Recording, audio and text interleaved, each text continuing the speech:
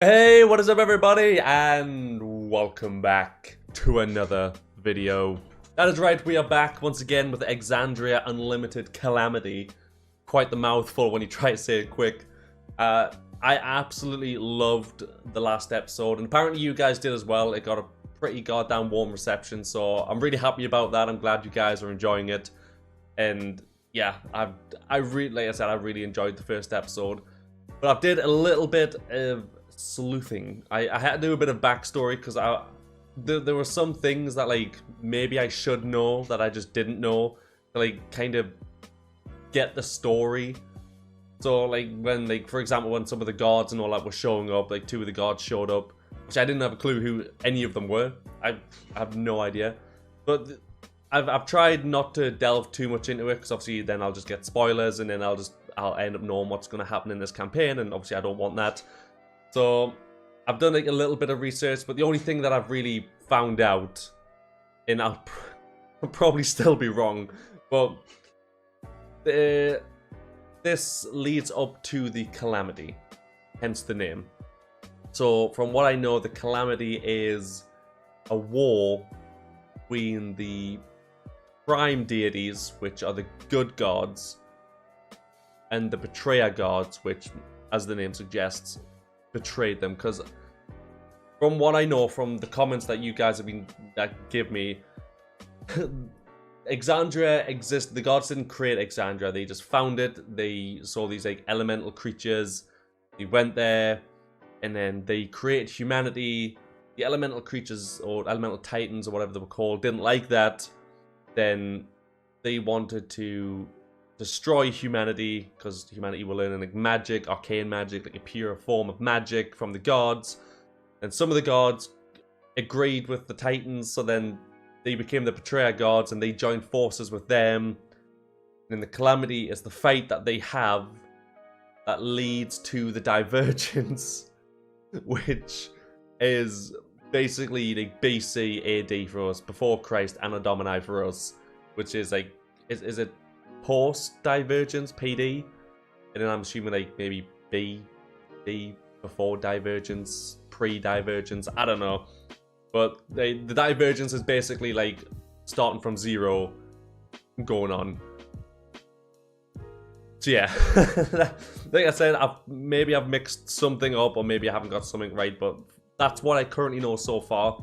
But like, again, I didn't want to get into spoilers. I didn't want to start diving into things and possibly getting stuff spoiled for me. I really didn't want that.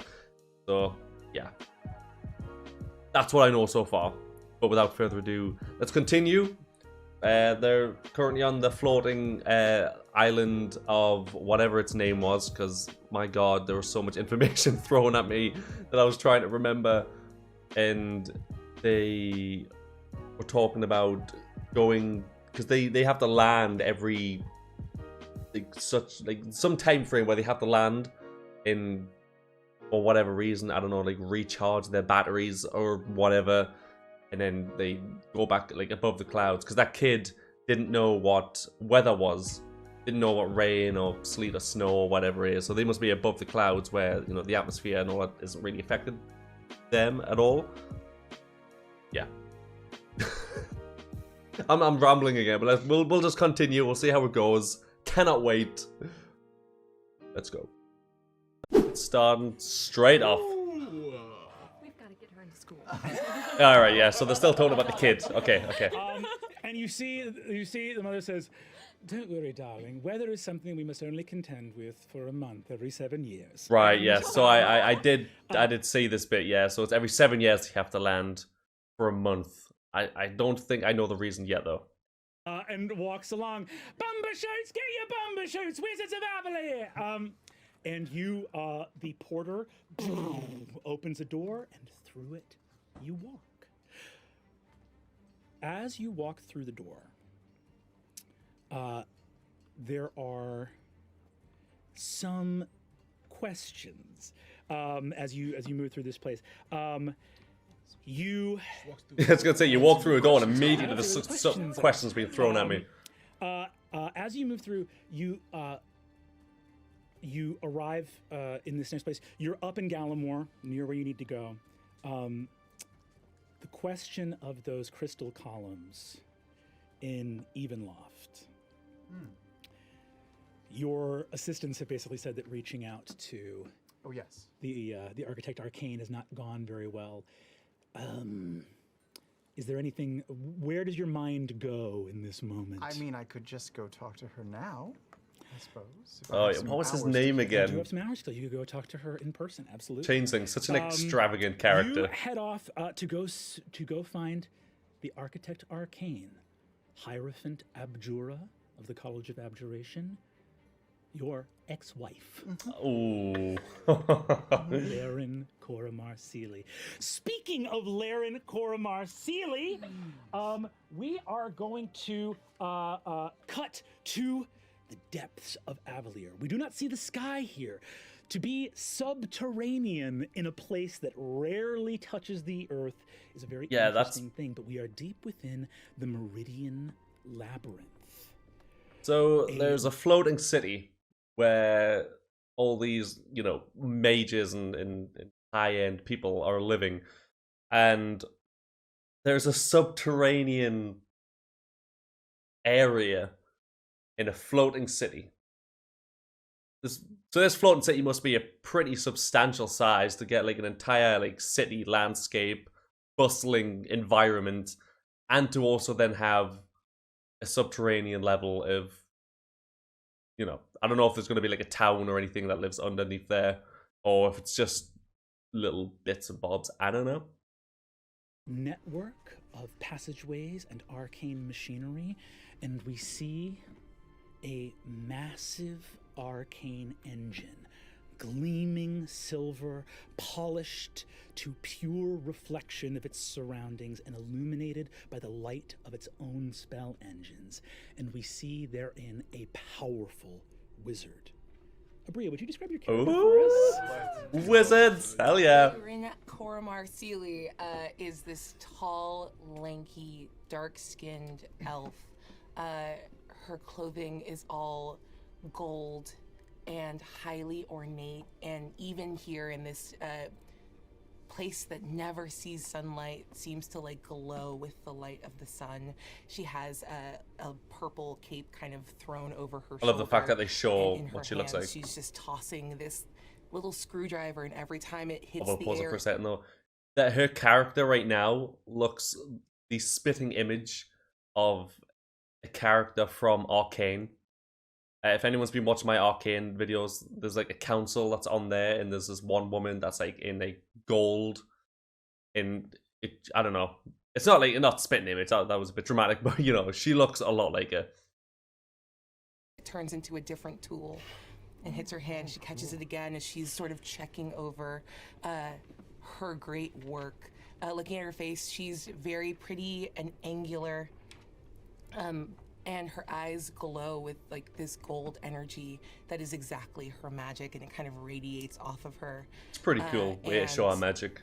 Yeah, the look on her face is one of both extreme focus, but also like that heartbeat before being distracted by something else. She's focusing on everything down here. The entire heart of Avalier in her mind is hers. And so you see her like mumbling under her breath as she answers yet another sending, as she focuses both on this and the things that she's not looking on right now. I will say wizards though. I picked like the worst class to be. They're such a complicated like character to be. Because obviously they've got such high intelligence being a magic caster, especially like wizards in general, like just are supposed to have like a high intelligence. And you know, I'm not exactly the smartest guy. I'd say I'm pretty creative with things that I can do, because I love like acting and stuff like that, and performing and creating characters. I love it. So that I'll have no problem with, but like just coming up with the intelligence side of things. I mean, I'm not dumb. I mean, goddamn, the way I'm going on, you think I was some sort of illiterate dumbass, but I'm not far off. Focus. Word. At the heart of the Architect Arcane of Avalier. looking at the engine in front of you, where does your prodigious focus now move? Having beheld the product of a long time of labor, even with your perfectionist She was an eye, elf, right? you are finding yourself hard-pressed to find anything here that warrants enormous redrafting.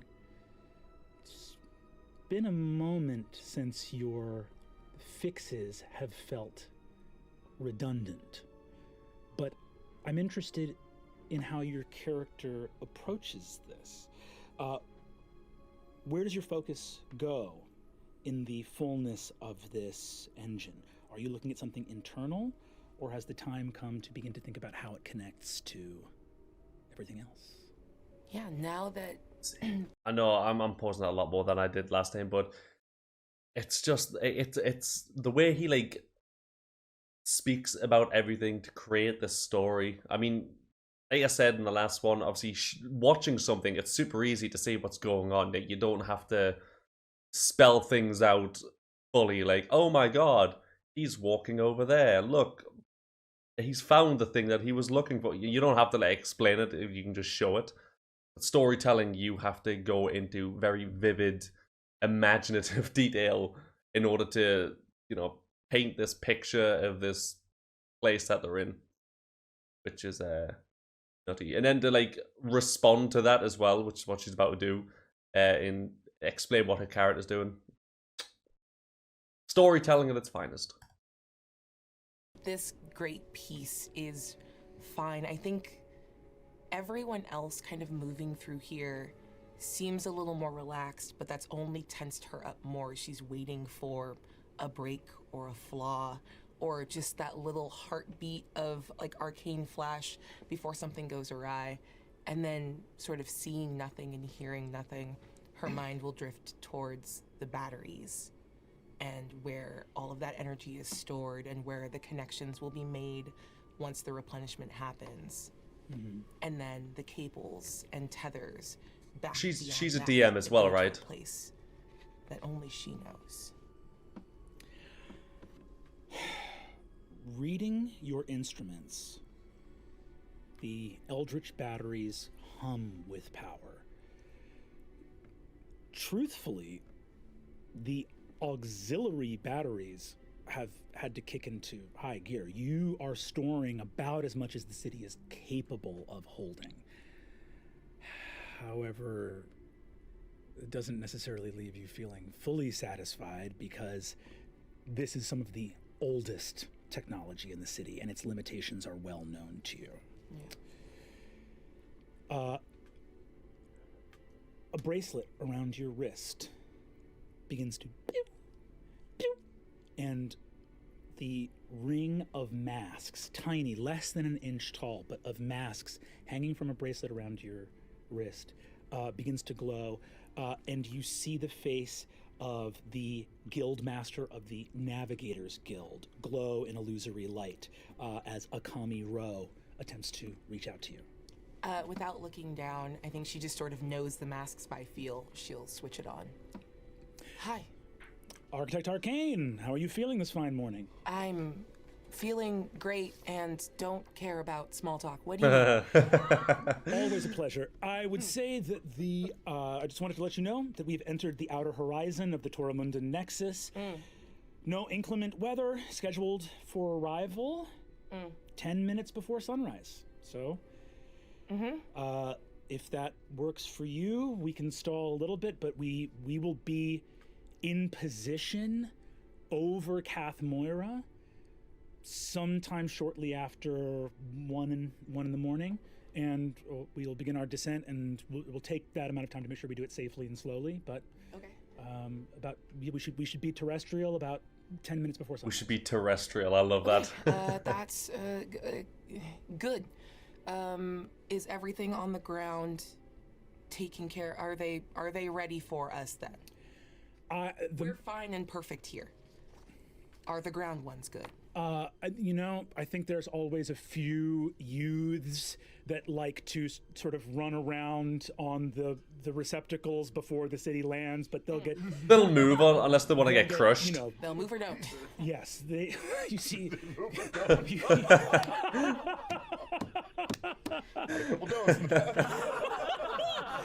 It's right. You are Architect Arcane. It's not like they won't see us coming. That.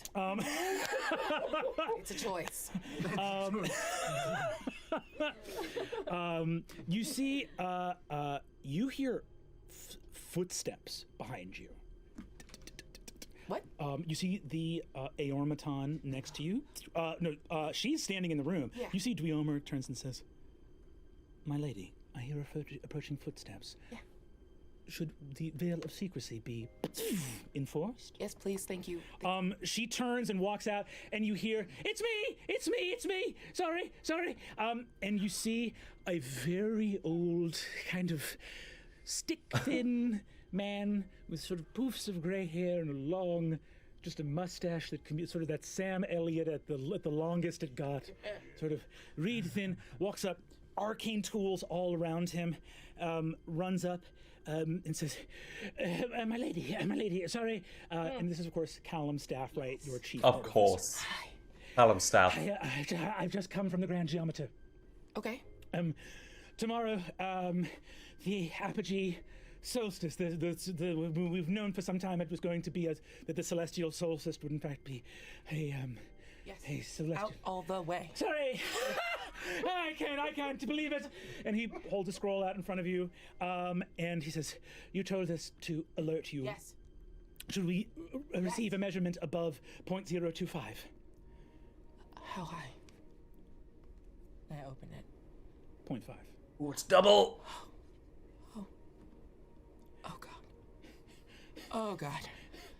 Oh god. What does this mean? Okay. Great. Thank you so much. You're. Yes. Yeah. I will have other orders for you later. For now, I need you. Don't ruin this. I have to go now. My lady? Of course. Yes. And you take the scroll. You see Dweomer looks and says, "My lady, all will be well on your return. We shall wait until you can come back. But everything is ready." Incredible. You. No, you fully mute and you hear, "Hello? Hello. Hello? Hello?" Hi. Yes.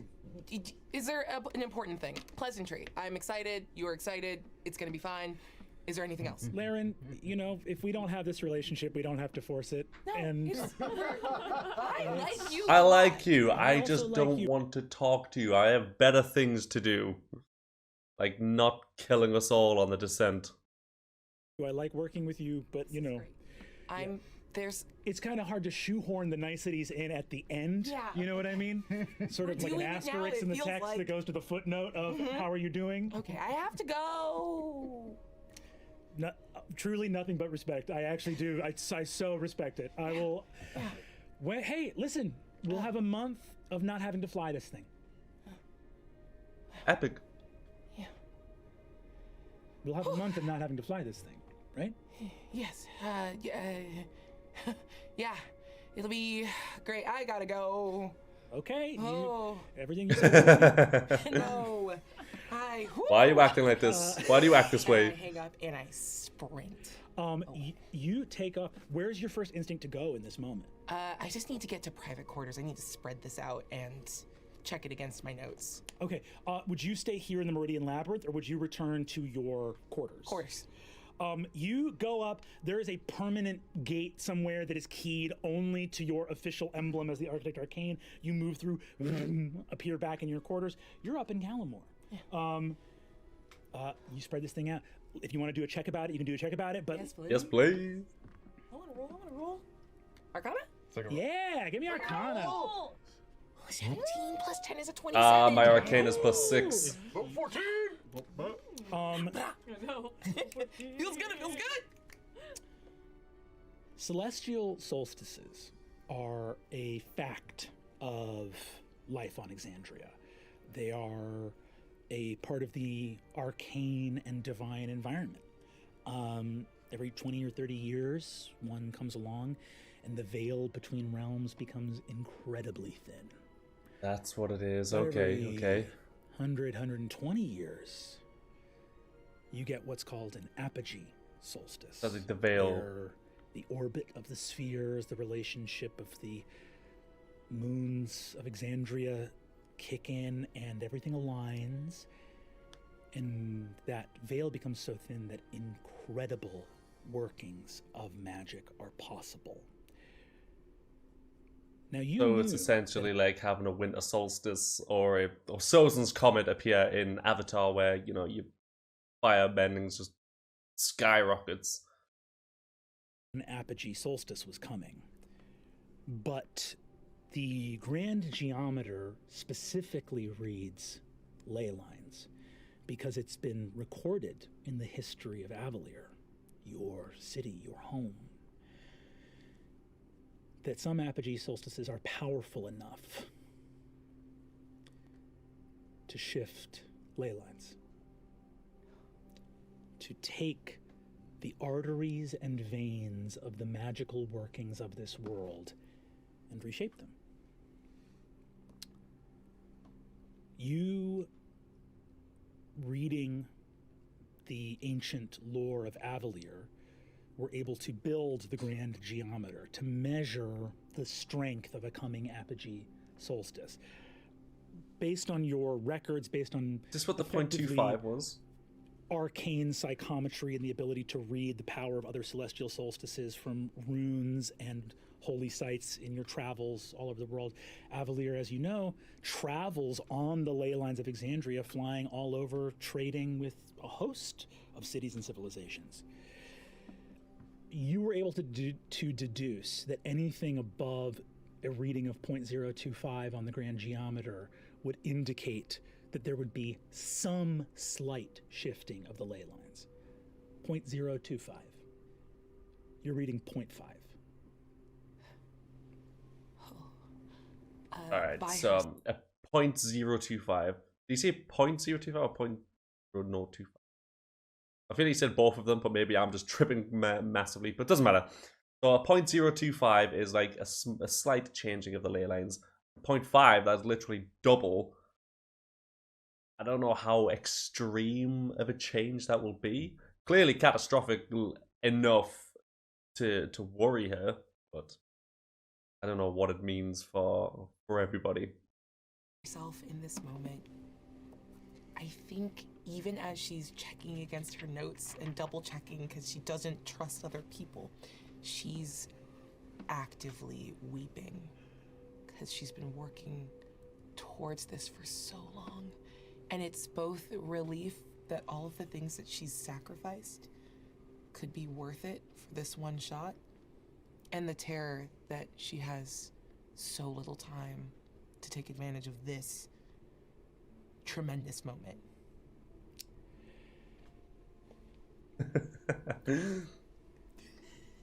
Laren is in a city of wizards, often the most cerebral person in the room. Weeping does not come often, but there have not been moments like this that deserved it. And in that moment, as you realize what is possible, a lion's head gargoyle on the door, little door knocker, goes, "Madam, your ex-husband is at the door." What a way to say it.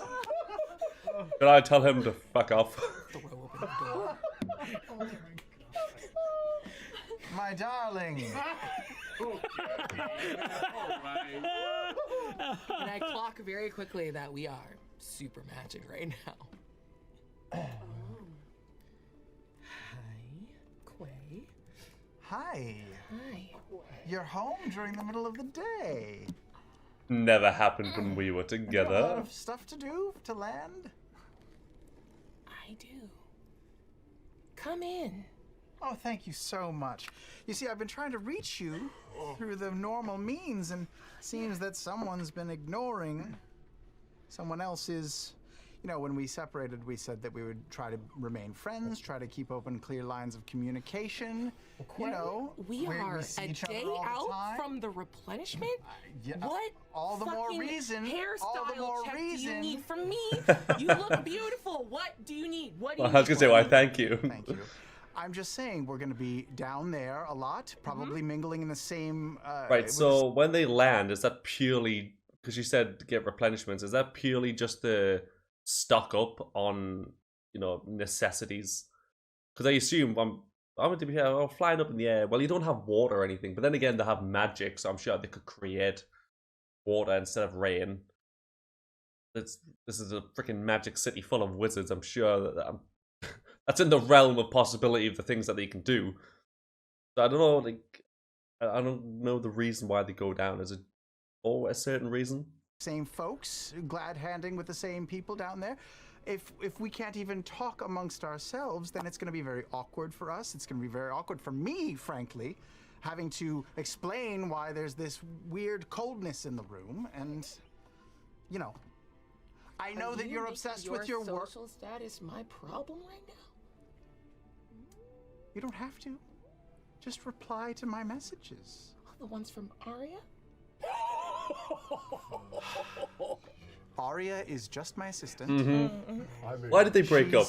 She's a fantastic assistant. She came highly recommended. Fell out of love? She happens to be young. She happens to be attractive, but that goes with the territory. It has nothing to do with anything else. Of course it doesn't.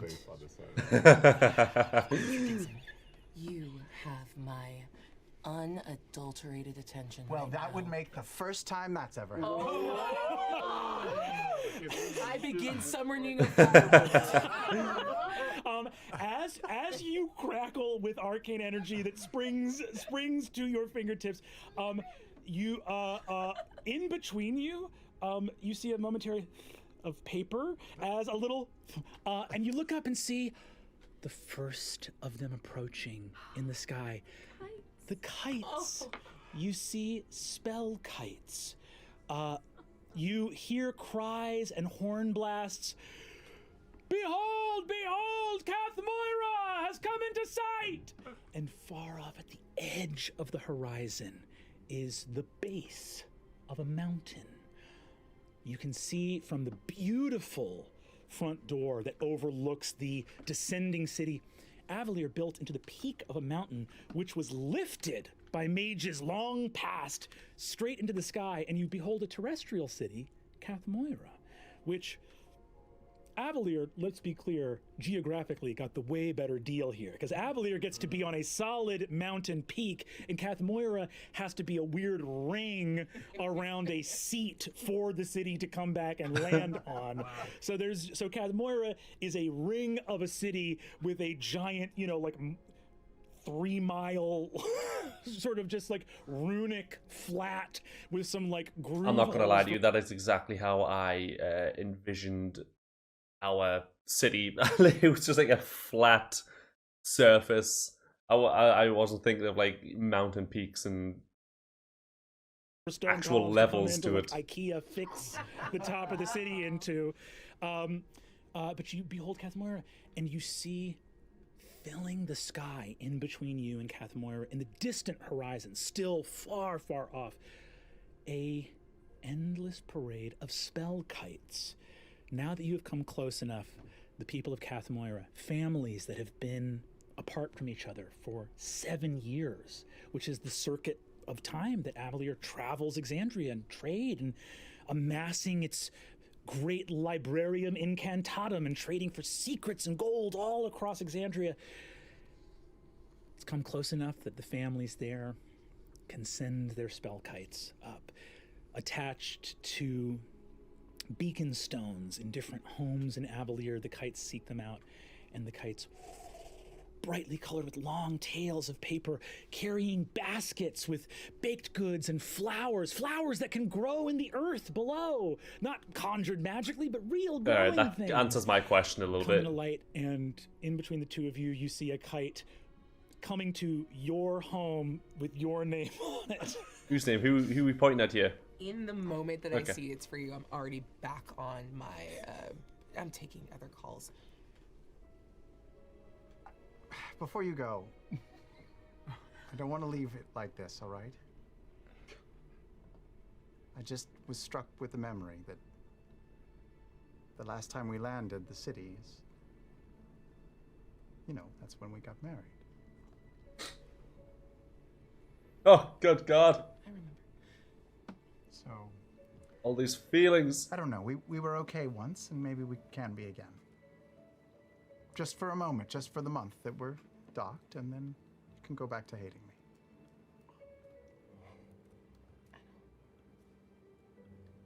I don't hate you. And I will be on my best behavior. I will too. Was that a yes to the... You should get that, and I should get back to work. Good luck. You grab a basket from some members of the Herald's Tome stationed back in Cathamoira, and as we see the kites over Avalier, so very many kites begin to approach back at Excelsior Plaza, but not to the Herald's Tome. No, indeed, we find them going to the vault of the Golden Scythe. I get so excited, I have no idea what that is. Yeah, I'll just go with it. Why not?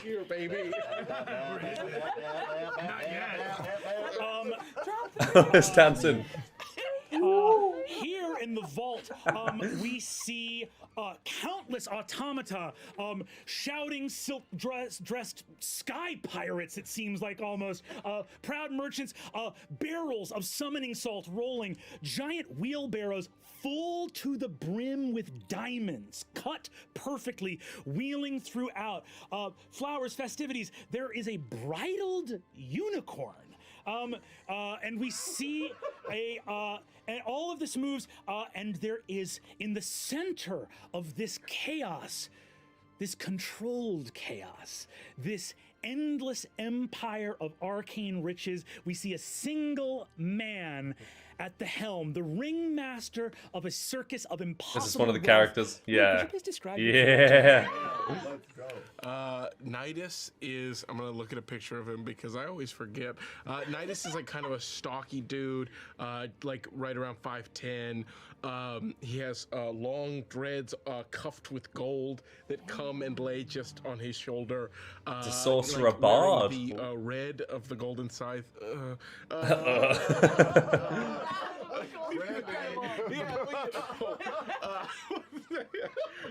Like a red coat with a like gorgeous golden pin with the signature of the scythe, with a cape draped along his back. He wears one of those funny like kind of Renaissance merchants floppy caps to one side.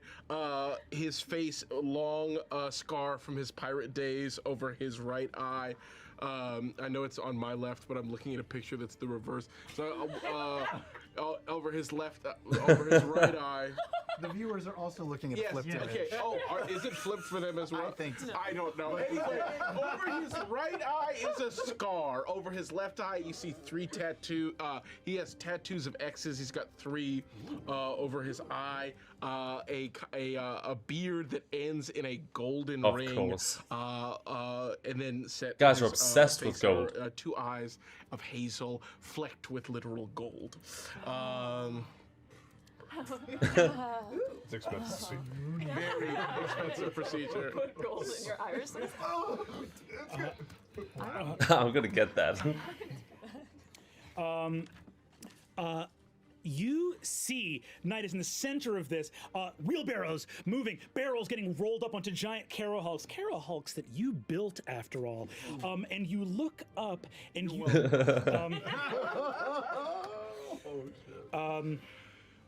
you, You look up and see a massive golden statue of a roaring dragon, gilded to perfection, glowering over this entrance, the most massive central warehouse of your order.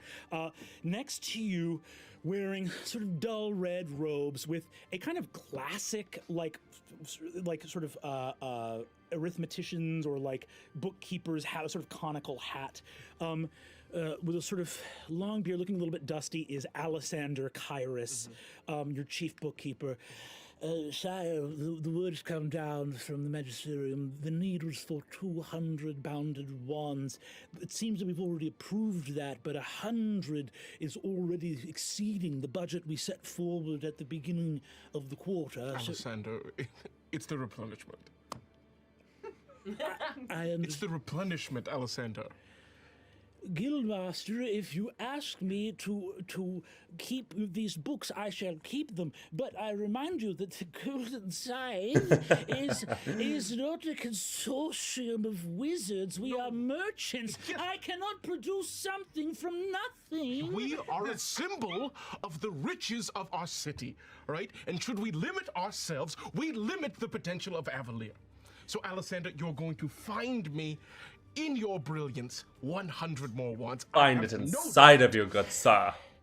Perhaps I could reach out to the... Yes, you could. There are calls that could be made, friends that could be nudged. Got to cut the murder. Wands in storage for the Sorcerer's University. If you wish, I can...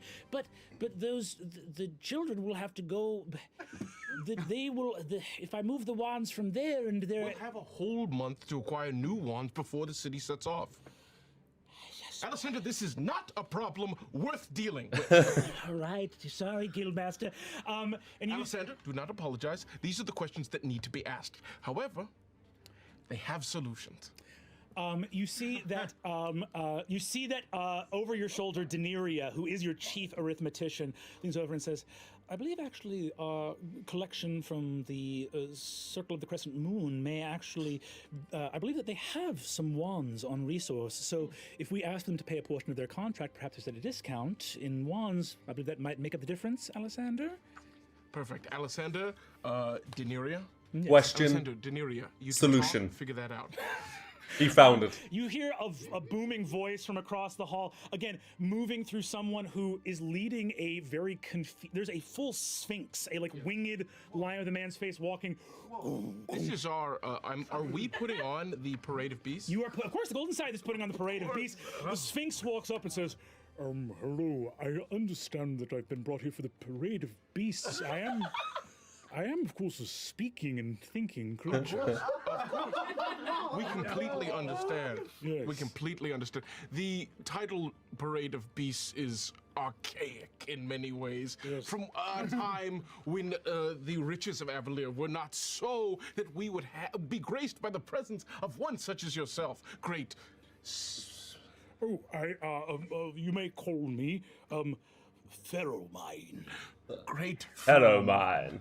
Love it. You see, he says, I was instructed that you just needed me to roar. I can say, if you want me to say something. I think that might freak out the masses. Should anyone converse with you, you should feel more than welcome to speak. However, we thought it might be easier for you should you just give an enormous roar from deep within. It's quite all right. The scythe has saved my maze and repelled a number of monsters from my home, so I owe you. Okay. I owe you too. Are you unaware that? No, I'm very aware and thrilled that you're here to give back to an order that's given so much to you. You're the sailor and marines of the Harvest Moon. Your merchant company. They saved the enchanted glade in which my maze can be found, and and I said I owed them a boon, thinking that I might, in a time of need, come to their rescue. And they said, are you free on this date for the Parade of Beasts? And what ease it is for you that you need not give of yourself in any way. We simply ask that you parade. That's it. Yeah. She's arguing with a griffin. I guess it's easier for me. Sphinx, sorry, was it Sphinx? Oh, Pharaoh Mind, you need to get. Can you go ahead and get with Alessander, and then the two of you just talk, and I'm gonna keep on moving. You see that? God damn it, Alessandra, I feel so bad for him. For your service, and it says, no, it's a It's a boon. It's a boon. Pay him. It's a boon. As you walk forward, you see, you hear off like, payment and boons, is that right? And you see the captain of your Sailor Marines, Captain Badran Esperad, walk up and say, "There's the Guildmaster himself, the Dragon of Avalier." Captain Badran, and I think we'll do a nice classic forearm. Like an Arnie in Terminator. Pirate. You see, he says, there are some friends here to help in tonight's celebration, and I promised they'd be able to meet you. Children, if you'd be so kind, this is the founder of the feast and the creator of the Sorcerer's University. And you see there are a number of sorceress youths from all over Exandria.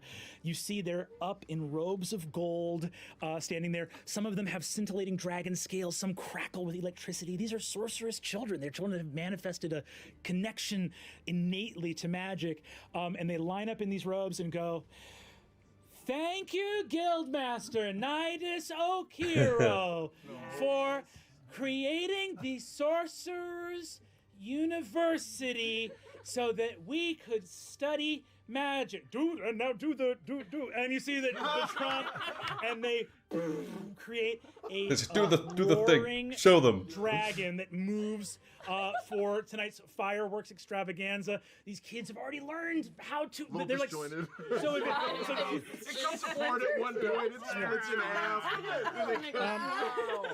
In ages long past, the wizards of Avalier defeated. Children. And I'm gonna kneel down. That was spectacular.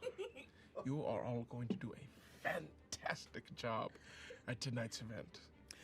The little kid that you're sort of that's nearest to you looks up, and he looks at you and he says, "Is it true that you're a little bit of dragon too?" Whoa. I say, only in name, child. And then I'm gonna cast. Okay, fireball in the kid's face. Too many spells. I'm going through too much stuff and I can't find what I want. I actually don't think I have anything. But I do want to just breathe a little smoke out of my nose. If you'll just let me do that. Yeah, you're a dragon sorcerer. Okay. Yeah. I just want to. Can you let me just? And you see the kids just immediately go berserk and just like, and they run off. And you hear one older kid be like, "I told you so." Badran smiles and says, "Good eggs." No pun intended, gesturing to the dragon up above. Of course. He looks at you and says, "Nidus, I wanted to touch base as well. The children wanted to see you. They're very excited for the fireworks extravaganza. I went to go get the actual payment for the Stormbringers. They helped us on that thing on the coast of Isilra. Right. Yes. Of course. And I was told that we needed to forestall their payment by some time. Is that true?" Mm-hmm. Just for through the replenishment. By the time we are back in the air, everything will be in order. All right. Can you start? You can hold. It's just through until we're back in the air. Yeah. Well, if that's what it is, that's what it is. I mean, there's nothing they can do if they're told to wait, they will wait. It's just that the business there is not completely resolved, so it would be nice to be able to use them again. Yes, don't fuck them about.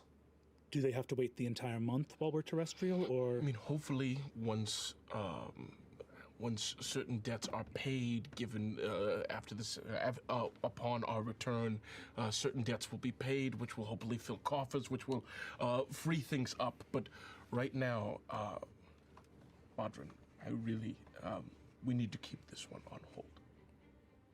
Slacking. You have the vision, Guildmaster. Tough conversations are not the thing I'm most frightened of. And he heads off. Where does Nidus move now? You think like this you know? I think would Nidus know that kites are coming? Yes, you would. I would move to find. I would be looking for the one from my brother. You go up to your office so his and brother's see in the kite tapping the other one. gently against the window. Hello, friend. It opens up. You see your brother Edalus, his script on a letter. His wife Irme's incredible sort of nut and fruit loaf. This like ground-based something like home cooking that you haven't had in so long. It's a loaf. This beautiful loaf. Something so simple. So nice. It's gorgeous. Nidus is just holding a loaf. You see it's a short letter, and you see it says underneath it says, "Even dragons have to land. There will be a table set for you when you get here, brothers." Beautiful. It's a Hallmark card. Truly. I think Nidus takes a moment, cuts just the notch of the bread. There's still 2 characters as left it'll to see likely right be now. Some of the only food he gets to eat today. Notches on it, and then Without fail, as you say that, you get a bite in, and there's a knock at the door. You see that Alistair enters and says, "My lord, Magister Milas Fren is here to speak with you. If you're busy, I don't have to let him in, but if you wish." Oh, no. With the replenishment coming up, I don't want anyone to feel ignored. Who is this man? Give me a history check. Who is this man? Who is this man? Is it on our 20-page lore doc? That's a cool 17. 17? I mean, he's a magister, but truly to you, this is a nobody. Got it. You see a reedy. Oh, can I say one more thing, Yes. Alistair? Yeah. I say, if this doesn't seem to be that important, 30 seconds in, I need a call. Yeah, very well, of course. Alistair steps out, and you see that a reedy, kind of sallow-faced archmage steps in. This is a member of the Magisterium. And you see he comes in and says, Guildmaster. Magister. On such a busy day, I do appreciate.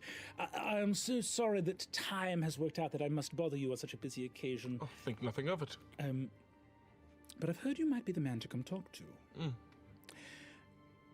I have heard some rumors about some movement in some of the upper echelons, and I'm looking to see if I might be able to be a welcome hand to those in need, as I owe some favors to some friends of mine higher up near the Arch Sept, you understand. And I've heard that when it comes to the replenishment, sometimes there's, as we know, the auxiliary batteries have been lit up, and it seems that there might be a surplus of ether this year. And I was wondering if you were the man to come and speak to you about that. On a 17 history, you don't like that this guy... This is too low. Yeah, too low for you to notice. And too low for this guy to have... to be talking this openly about something like this. Magister, I do not know to whom you speak, who felt so comfortably embracing rumor as if it were fact. But this is not the case, and you have come to the wrong person. And I would ask that you excuse me, as I have much to do with regard to the replenishment. Alistair opens the door and says, Guildmaster, the Sphinx is pitching alts on his roar. He's on his 14th monologue, sir. Like, could you sort him out? Well, we really need to nail this down. You know, talent. Have a lovely lovely day, Magister. He looks and you see Alistair, Captain Esperod steps in and says, Magister, right this way. Yes. And moves him on out of there. What could you? Alessandro, what the fuck? Is he actually doing that? Is the Sphinx actually pitching alts on his raw, or was that your creative solution? No, that was my creative solution. The Sphinx is actually just sort of Fabulous. sulking in a corner. Well, that's more of a problem. Oh, sorry, I just thought he just seemed... Do you have some ideas for alts on the raw? Could that, All glory to Avalon? oh, that he would yell that instead of roaring. Maybe he could do both. I don't know. It's a long You could parade. roar and then say it. I love it. Oh, honestly, Alessandro, I'm sorry for shooting this down. This is good. Let's go talk to that Sphinx. You take off. We move from the... What was that? I was gonna say, golden sorry. How common are sphinxes? Sphinxi? Sphinx. In this story? Because I know they were like in the Legend of Vox Machina, obviously this is centuries, like, I think it's like 1,000 years before that. So are these like commonplace now, sphinxes? I mean, the dude's just chilling here in a friggin' circus, essentially, about to give a roar and possibly a speech or a monologue or some encouraging words for the masses. So I don't know how like rare sphinxes are, because they seem like super rare afterwards. Oh no, this could come after the incredible. calamity. So and as we move from maybe the they golden fight side, and die, I I'm don't gonna know. Press some buttons. Remember when we started with the scariest thing in the whole world and then that scene Kind of happened? forgotten it. Now things are kind of Man, fun. look how happy we all are. Size of a mountain. Size of a mountain. The sun without eyes. The crowd was getting real fast, but at least we laughed. Sun was fishing in space. It was cool. Like you do. It was such a bizarre opening. I didn't betray nobody. No, we're fine. This is great. We're doing great. And then the bad one happened. Alright, go for a little bit longer and then we'll end we it. move from the Golden Scythe and once again begin to shift back towards a neighborhood that we haven't really explored yet. I'm gonna see here another with character. Lavalier. We go now past Excelsior Plaza all the way to Cloudstone. We have seen so far that the Tower of the First Night. We go deeper. Massive marble building. The footsteps. People echo off of cold stone. And we see an emblem up above of a massive eye with a slitted pupil overhead. The people who move in this place are not wearing robes, and they do not carry orbs nor staves nor wands, but instead weaponry. This place does not hum with magic, but instead It's like the cold slums, and silent somberness fills the air. like here. warriors and This is a place thieves. of sharp clarity. Through the echoing halls, an assortment of, well, I suppose we might call them rogues, but there is not very much roguish about them. They wear rings, the emblem of an eye on the outside. And we see one such member walking down a corridor, flanked by some attendants. Guardian of the Seventh, senior sight warden of the Eyes of Avalier.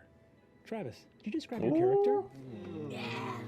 So I do believe she's a wizard, right? Because it's like, oh no, sorry, no, she's a wizard. Never mind. I'm tripping major balls right now. Ignore me. See, Moving on. Standing tall, but with a cloak and a hood pulled up just behind his feathered head. Ooh, A 6.5 foot yeah, tall Alacocra, what are they called? Icefura. So a bird person, if you will, with very white feathering that falls into brown tips. A dark beak with slightly gray, slightly bluish eyes. Proud, strong shoulders, strong wings tucked back, but fairly folded back beneath a cloak, and a badge of some sort that's just slightly hidden on his person.